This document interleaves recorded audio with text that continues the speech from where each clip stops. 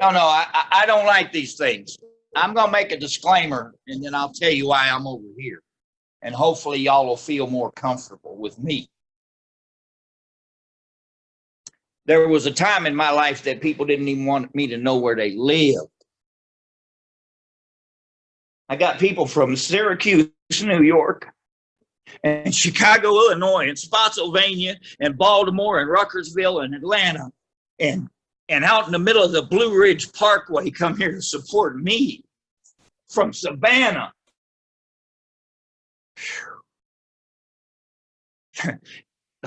The hope in here is why, yeah. So, but my disclaimer is I say we a lot. If it doesn't apply, just let it fly. And one more thing, if you're new here and you're on a medication, don't get off of it because I talk about total abstinence. If your doctor puts you on a medication, you let your doctor take you off of it, and I'm not your doctor. But this is a program of total abstinence, and you don't even have to be clean to be here. Ooh. I do things a little bit different. I'm Brian Yellow Eyes. I'm an addict. Hello, world. Wow, the whole world. I had to do that after the disclaimer, you know. I do things a little bit differently because I want to touch both sides of your brain. So I use props. If I can touch both sides of your brain, hopefully you'll remember it longer. Oh, yeah, I forgot. I know somebody in this room is nervous. I'm not, but somebody in here's got to be nervous. So in order to break the butterflies, I'm going to offer you something. For those of you that want a candy-coated message, here you go. Candy-coated message. And that's the only one you're going to get out of me. I don't code any of it. Narcotics Anonymous, when I got here, they told me what to do. They didn't ask me, they told me what to do. And I did it because I had no hope on my own. So what I'd like to do is share a couple of stories with you. And in those stories, you'll know exactly why I use dope. And then you'll know exactly why I use Narcotics Anonymous today. So when I was a real little boy, I couldn't lie because I was authentic. I knew not how to lie until society came in here and tried to put me in a societal box. Some of y'all are old enough to remember Art Linkletter. And some of you are old enough to remember Bill Cosby that did the television show, Kids Say the Darndest Things. Well, no, that's not true. Kids don't say the darndest things. Kids say the truth. They're honest. And the people that their parents laugh to keep from showing their embarrassment because they've been lying for all their life. We've been lied to for 4,000 years just to fit in a box. You see, now wait a minute. Does that thing look square? That thing don't fit in a box. I don't belong in that box, but they tried to put me in it. You know, you got to walk this way and talk this way and act this way and think this way and eat this way and be this way and do all. Remember that? Have y'all ever been should on? Yeah. You see, when I was honest, because my parents and the teachers and the preachers and everybody and the siblings and all the people at school and all these people that they were not honest. They were masked up, putting on a face. So when I was honest and I said how I felt, the people that were supposed to love me the most told me, you shouldn't do that. Why, you shouldn't even think that way. What's the matter with you? Did y'all ever hear that? Yeah. So you see, in the beginning, but after enough shoulds, That felt shaming. That felt like rejection because I'm not good enough. If I shouldn't feel and think and say the things that I think, feel, and say, but I do, there must be something wrong with me. So I'm going to put that on this side. Can we all pretend? Can we still pretend? I hope so. Let's put that broken over here, broken and flawed. Let's put that on this side.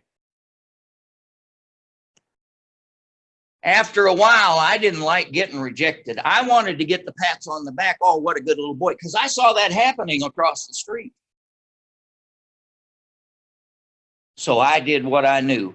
I knew what I had to say to my mother to get that attaboy. So I put a mask on. I put a mask on for my mother. And I said the things that I knew would get the kudos. And I said the things that I knew that she would appreciate. And I knew how she wanted me to be. But this is not me. This is a mask. I'm going to tell you before we get too much farther, the masks must go. In Narcotics Anonymous, we can remember how to let those masks go. So I'm going along, doing okay. I'm got a mask on, and I'm not getting shit on. Oh yeah, but I forgot. Wait a minute. After my mother shit on me enough, I no longer needed my mother to shit on me because I should on myself. I could have been 1,000 miles away from my mother, and that thought would come in my head, and I'd go, oh, mother said I shouldn't do that, so maybe I shouldn't. I should on myself. I don't need you anymore. I'm auto-domesticated so that I can walk this way and talk this way and think this way and fit into that damn society's box. We don't belong in a box. I think Jimmy Kennan wrote it completely well. Jimmy Kennan wrote, never before have so many clean addicts of their own choice and in free society been able to meet where they please to maintain their recovery and complete creative freedom. Not partial, not sometimes, but complete. I'm not going to go political on you. I know about the politics of NA, but I'm not going to do that. But you see, I took my mother's mask with the big smile and the nice combed hair and everything, and I went to Uncle Jimmy. And I put my, because I got shit on from Uncle Jimmy too. What the hell's the matter with you, boy? You shouldn't think that way. What? Get it straight. Straighten up, fly right. And I thought, well, maybe not. Maybe my name is Nat King Cole now. So anyway, I put Mother's mask on for Uncle Jimmy, and he goes, what the hell's the matter with you, boy? What? Of course, I had to have Uncle Jimmy's mask. It was a little bit different, a little more scared because Uncle Jimmy was pretty rough, you know. So I put Uncle Jimmy's mask on and I got the attaboys. That's pretty good. And I stopped getting the you shouldn'ts. But, you know, I still do that. I still got the shouldn'ts. So let's don't forget that I'm flawed and I'm broken. Then I got into the dope world. Because, see, when I used drugs, it made me forget about the mask. I didn't care about a mask, and I didn't care about the shouldn'ts. I didn't care. But I wasn't authentic. But I put the mask on for the druggies. Got to get what I get. You know, I got to be mean. I got to get what I get in order to get what I got. But now, wait a minute. Remember what's over here? Yeah, I'm flawed and I'm broken because I do and I shouldn't. Oh, wow. I got masks on. Well, I'm going to put the masks over here because the masks are fake and phony and shallow. And that was my life. Flawed, broken, fake, phony, and shallow.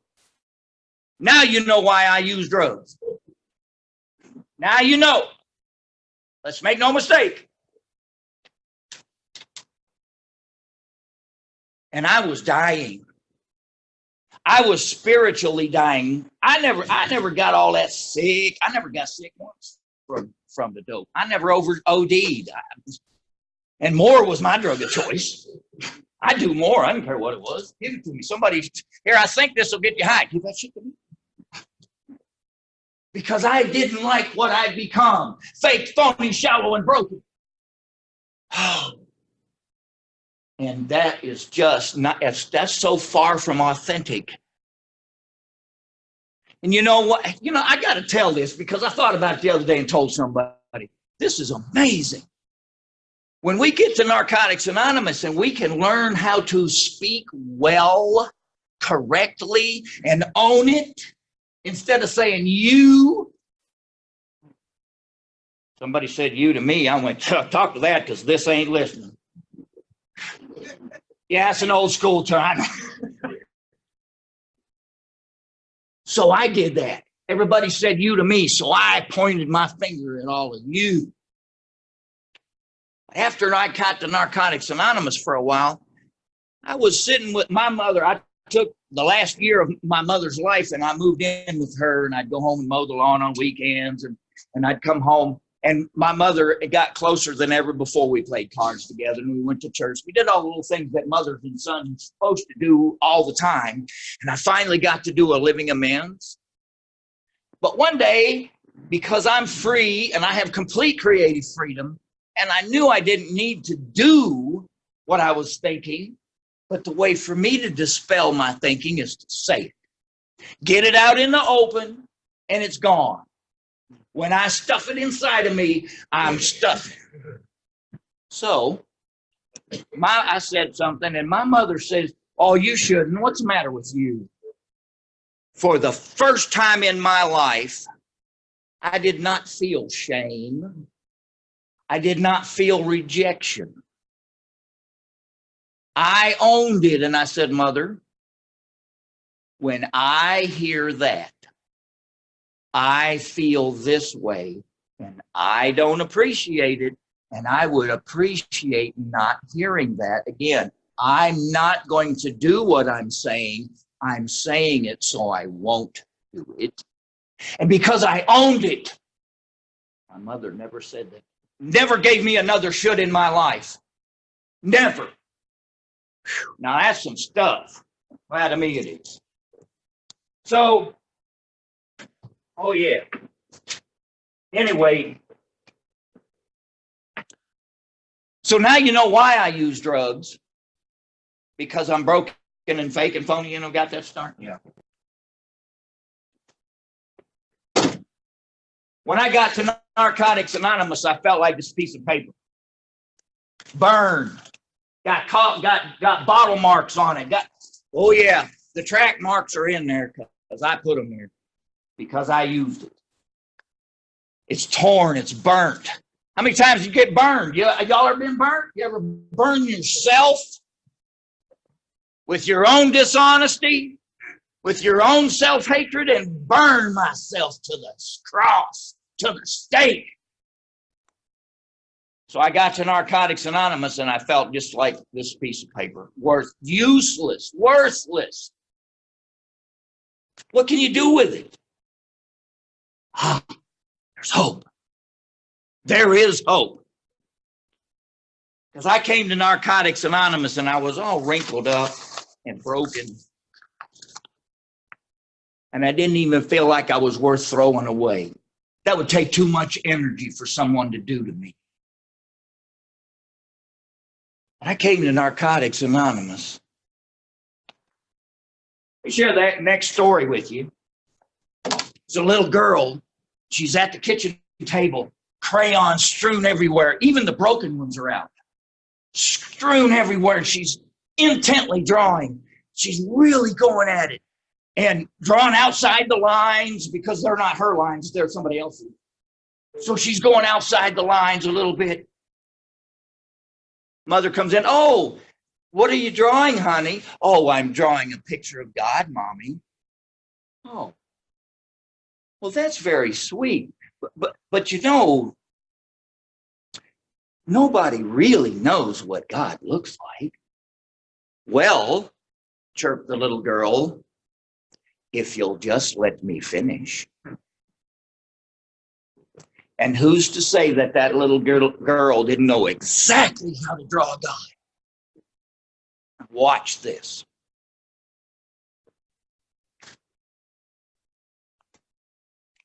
I actually think that we're all that little girl. I actually do, because there's a God inside each of us, and I don't care how you feel about yourself. I don't care if you feel like you're the low down, most awful, evil person in the world. There's still a God inside of you. We are inside this universe, and if we're inside this universe, we're part of it. We cannot be separated from this universe. So we are a part of always, even if we don't feel that and think that. We're still a part of. And that God is inside of us just as much as it's inside of anything else in this universe. And you can't escape it. So I came to Narcotics Anonymous and I thought, I need to throw all this out. But there was a little gal with 6 months taught me better than that. I don't need to throw this away. I need to use this as my platform. I need to come to Narcotics Anonymous just like this. And you welcomed me and you hugged me and you told me to keep coming back when I felt like never being a part of anything ever again. I wanted to die. I hated myself. I hated this. A thief, a cheat, a phony, and broken. But you guys, you told me if I get clean, that means total abstinence. You told me if I would get clean, that I could have a clean slate. I came to this program and you helped me by giving me the hope that I could stop using and get a clean slate. So I've got a clean slate in Narcotics Anonymous, and I get to take this filth, this wrinkled, burned up, torn, full of holes mess, and I get to lay it down. I get to build. I don't want to take this away. This brought me here. The best thing in my life ever. This brought me to you. This brought me to you. And it brought me to you too. And you gave me hope. You told me, there was times when I had about 8 months and I thought I knew something about Narcotics Anonymous traditions. Yeah. Oh, at 8 months, I knew all about those, yes. I'd go walking in the area service committee meeting and they go, oh, there's the president of it. I lost the election in '88, folks. I just want you to know, and I'm glad. But when you, at the end of that meeting, when I was telling y'all what you couldn't do in accordance to my lack of traditions, you clenched your fists, you gritted your teeth, and you said, keep coming back. You know what? As pissed off as you were and as full of fear that I could ruin this whole God thing, you meant it. You wanted me to come back. Maybe so you could feel well. Possibly. Don't know. And maybe that y'all could fix my ass or, whatever it takes. Whatever it takes. WIT, whatever it takes. Well, now see, that little girl that we are, and we're drawing a picture of God, I know that the crayons are the 12 steps and the 12 non-negotiable traditions. I know that. It's beyond knowing. I believe it because that's worked for me for all these years. Sick ass, I mean sick, and I bucked the system. I bucked Narcotics Anonymous system as much as I bucked the system out there. I didn't want to fit in because I wasn't good enough. So I broke this. I do. The stuff that I did,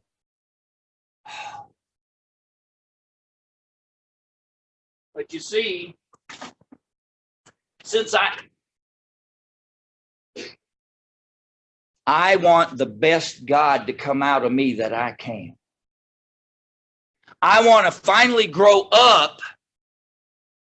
I don't want to lose my childlike attributes, but I do want to lose my childish or detriments. So I can, my drug of choice was more. Remember hearing that? Yeah. Okay. All right. You see, I could go to the dollar store and I could get 8 crayons. And you know what? I could draw an awesome picture of God with 8 colors. I could draw a beautiful picture of God.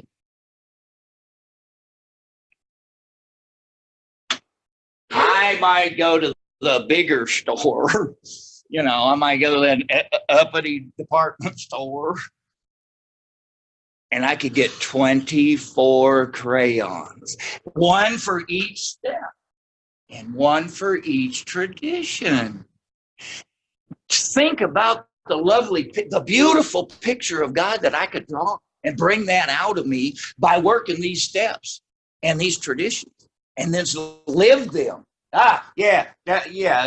We work them until we live them or we die. Oh, but I like more. So, well, I went to the art store. I got 152 of them bad boys. Yes. Now, wait a minute. Hold it now. And it's got the sharpener in it. You remember?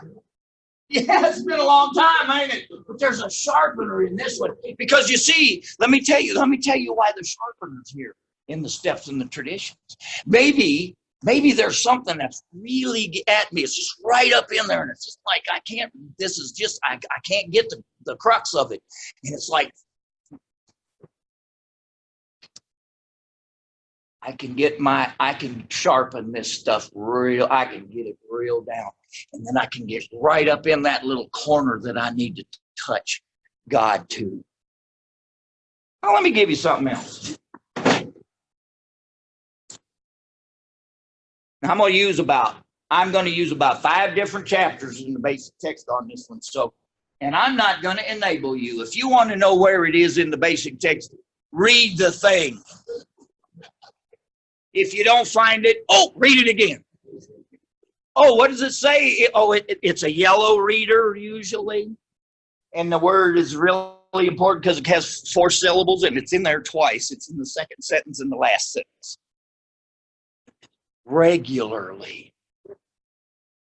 So I must regularly, because I forget.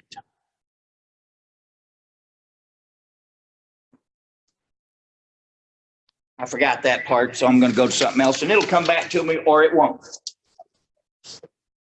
This is from a piece of our literature. It's in Living Clean. The journey continues. If you're relatively inexperienced, the word continues may give you a hint that it is not for newcomers unless you have a surrendered, experienced member to help you with it.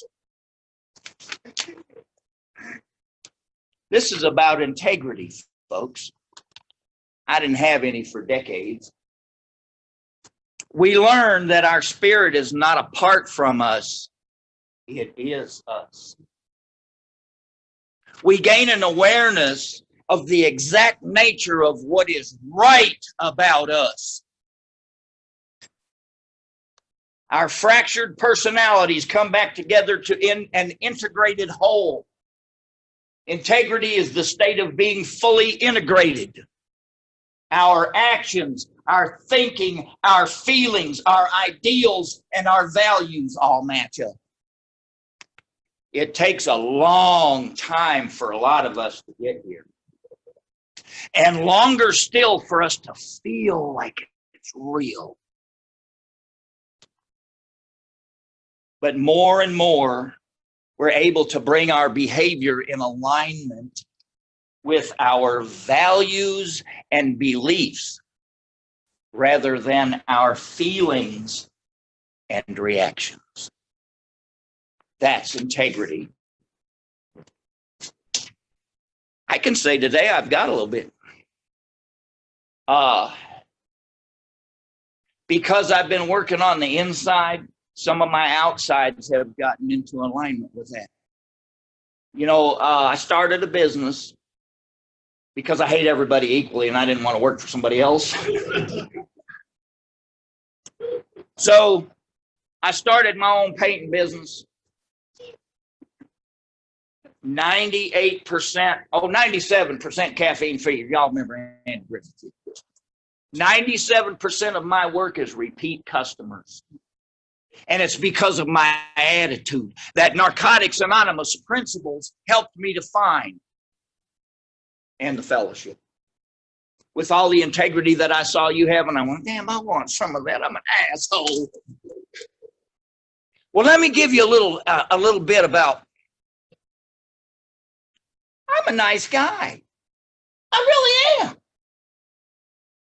I've been a nice guy all my life. Over here, that one over here. And I'm a prick of fucking misery. And I am everything in between. Now, until I accept all of me, what I want to deny will chase me to hell. I'm a really nice guy, and I like being a nice guy. Today, I'm a nice guy a whole lot more than I have ever been a nice guy because the fellowship showed me how to live. When fear overcomes me quickly, I can throw this program right out a window in a second, and I can be the biggest prick of misery in your life and mine too. So, something else I needed to accept.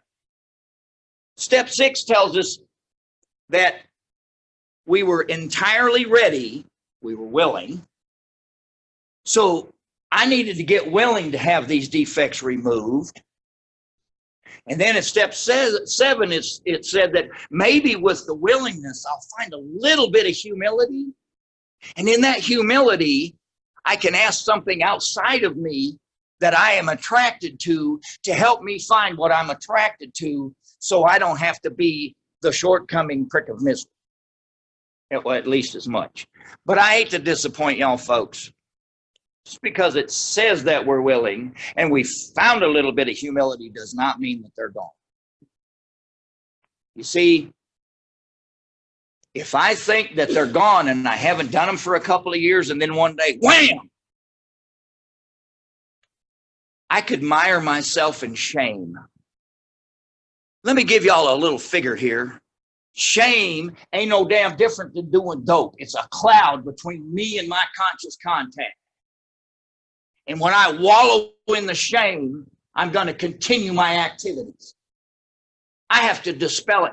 I have to get it behind me. I need to look at it. I need to 10th step it. And the 10th step is just an admission and an apology. Some people get that a little bit mixed up. It's I admit. And it doesn't have to be, I can admit it to myself, which is important. But I need to pick my telephone up and I need to call somebody. Now, I've got 32 years. And I call my sponsor 5 or 6 times a week. Oh, wait, let's go back to that. I think it says regularly, especially when we're new. You see, the reason that I call, sometimes we talk about his lawn toys. He loves his little lawn mowers. And Sometimes we talk about him driving to the beach because he's got a place down there too. He's a beach bum sometimes, you know. And sometimes we talk about things that we think are the most inconsequential bullshit that could ever come out of a Narcotics Anonymous mouth. But if I didn't talk to my sponsor 4, 5, 6 times a week, when shit hit the fan, what I do? It's nothing for me to pick the phone up. I'll call anybody here that I got a phone number for because I've gotten so used to you.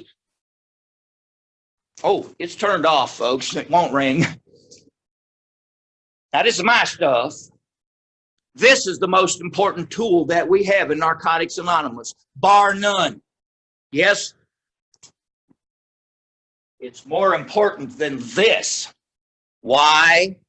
Because that meeting only happens for an hour and 20 minutes. What do I do with 21 and a half hours? Pull my hair out? Oh, I could use dope. No, I don't do that. Hell. Oh. And if I'm used to using this, it doesn't frighten me. The damn thing don't weigh 700 pounds like it did when we got here. And the buttons ain't 322 pounds. It don't even weigh 5 ounces. And I can push them buttons with the greatest of ease because I know on the other side of that phone is my relief. It's my medicine. It's my hope shot when I feel like dying again. When I feel like I've done something hinky, I can pick up the phone and they say, okay, fine. What do you want to do different? Stop laying in it. Get up and move on. What do you want to do different today? Real simple. This program is so simple. It's beyond simple. It's so simple that a complicated guy like me can't screw it up. So I think it's getting towards my time, I believe, ain't it? Sort of. 10? 10 months a lifetime. Wow. I could say something nonsensical. Oh, already did that. Guess I won't do that. So, you know, and I'll tell you why I've come forth with this comedy. Because although, wait a minute, hold it, let's get real serious for just a moment. Life is a game and it needs to be played. On the other side of that, recovery is dead serious because it's killed a lot of us because of complacency. I heard it kind of something. I'm a long timer and I accept that today. I am. Hell, I'm triple X rated. I get to watch pornography with impunity now. I am triple X rated, folks, +2. So I am a long timer, and I'll accept that. Let me get to the real point. Let me see if I can get this off of here. You see how these things are lined up? They're all lined up in the same.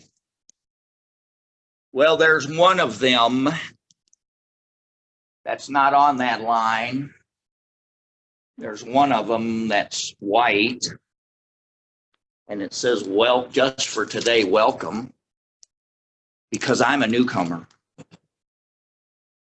Every day, more will be revealed. Dare I think that I've arrived? My mind is going to close. Unmanageability and shame will ensue. And I'll kill myself. Y'all might. I don't have a choice. I allowed God to take my choices away when it comes to this program. And I have one disease, I have one program, and I'm a newcomer every single day. I have to get up and surrender to this process. I got a lot of knowledge. Come on, I know a lot of stuff. Gave you a whole bunch of stuff today.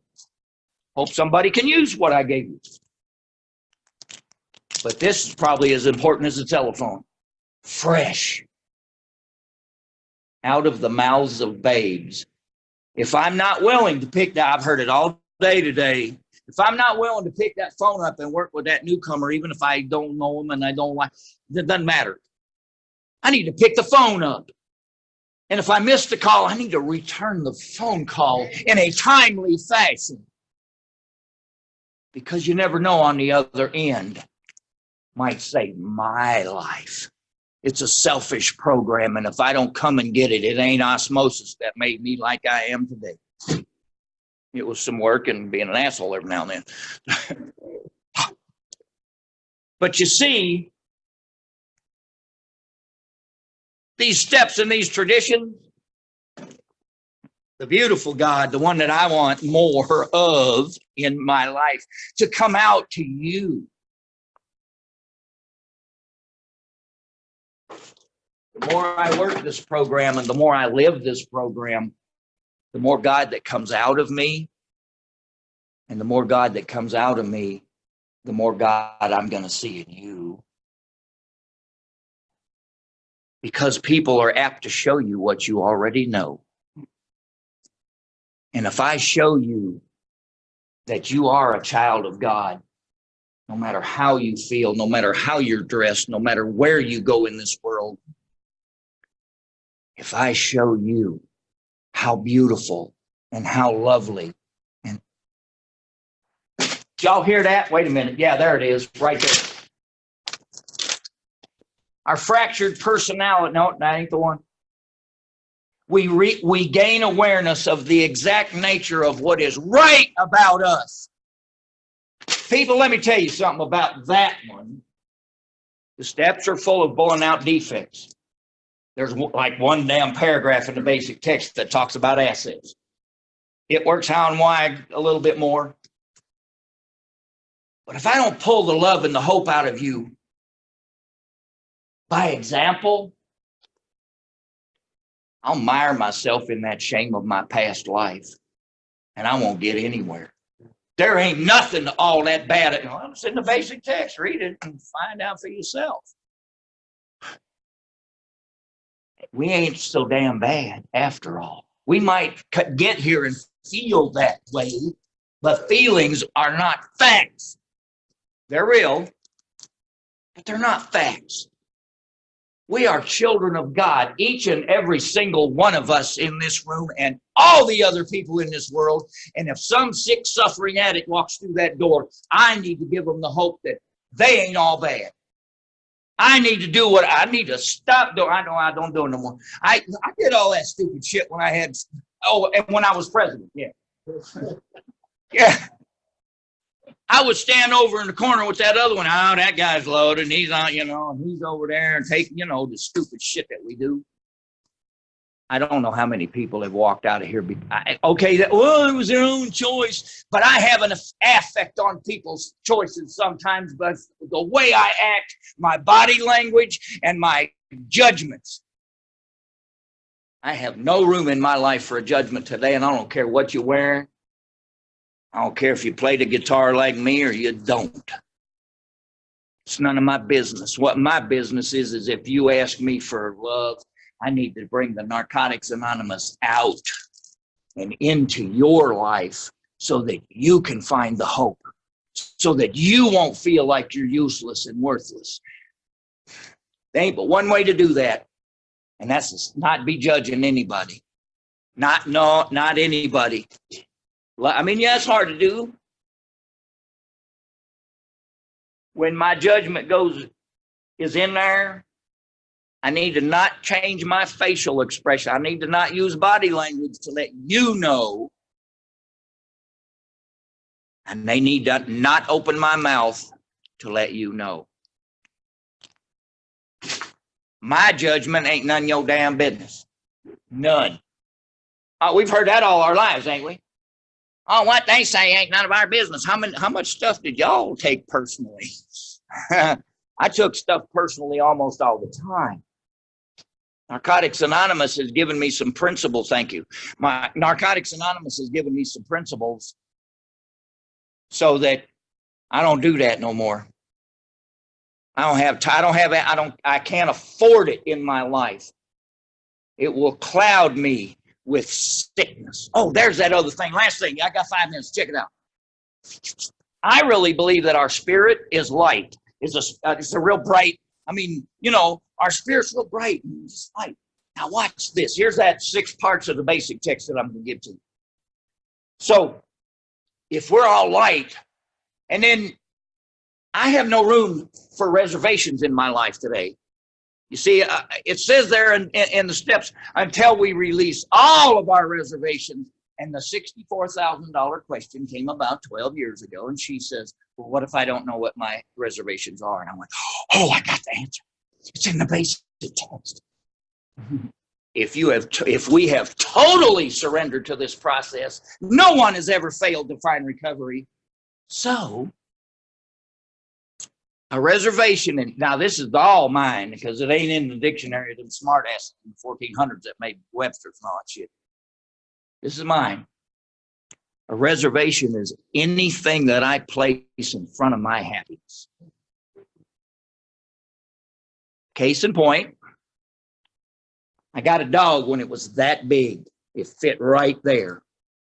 I was wrapped around its tail in about 8 seconds. Y'all help me find a heart in here. That dog went to California with me twice, but it only came home once. It got eaten by a coyote. And I found her. And the first thought in my head, well, you ain't even good enough to have a dog. That's a reservation, people. I'm telling you right now, that's a reservation on my happiness. You ain't even, now you see, if I'm totally surrendered to this process, not if, but when that reservation crops itself up and shows its ugly head, I know exactly what to do with it. I need to put it in the universal and total program that has room in it for all manifestations of the recovering and wholly recovered person. All manifestations, not some of them, all of them. Everything in my life I can put into this foundation and build my base so huge that my point will never get too steep to climb. You see, if I got a base that's about this big, my point of freedom can't get bigger than that, because if it gets this big, it gets too steep to climb. But if I broaden my base and I get more people in this program that love me and touch me and hold me, and if I take all of my disease and put it in this thing, no matter what, my disease ain't got shit to do with dope. It's got to do with my thinking, and it's actually got to do with my first thought. After that, it's my choice what I do with that first thought. I can run to hell, or I can come to NA. So that reservation, I put that reservation, and I go, oh, that didn't matter. It was something that worked. Stuff. I put a little black spot on that spirit of light that I am. 2 or 3 days later, that don't matter. Stuff another little black spot on that spirit of light. If I continue doing that, I'm going to take the darkness and I'm going to cover my light. I got no choices then either. Die or use or something. So everything that comes up in my life that even remotely feels like a reservation towards my happiness, I have to uncover it and open it up by picking up my telephone and picking up my book and picking up my ink pen and calling somebody and writing something, because I can't afford to put darkness on my spirit of light, because God ain't dark in my life. I need to stop. I know that. Who is a recovering addict? Well, most of us don't have to think twice about this question. Oh, we know. Our whole life and thinking was centered in NA in one form or another. The getting and giving and finding ways and means to give more. We give to live and we live to give. Very simply, a recovering addict is a man or a woman whose life is controlled by a loving higher power. We are people in the grips of a continuing and progressive recovery whose ends are always the same: happy, joyous, and free. Thanks for listening.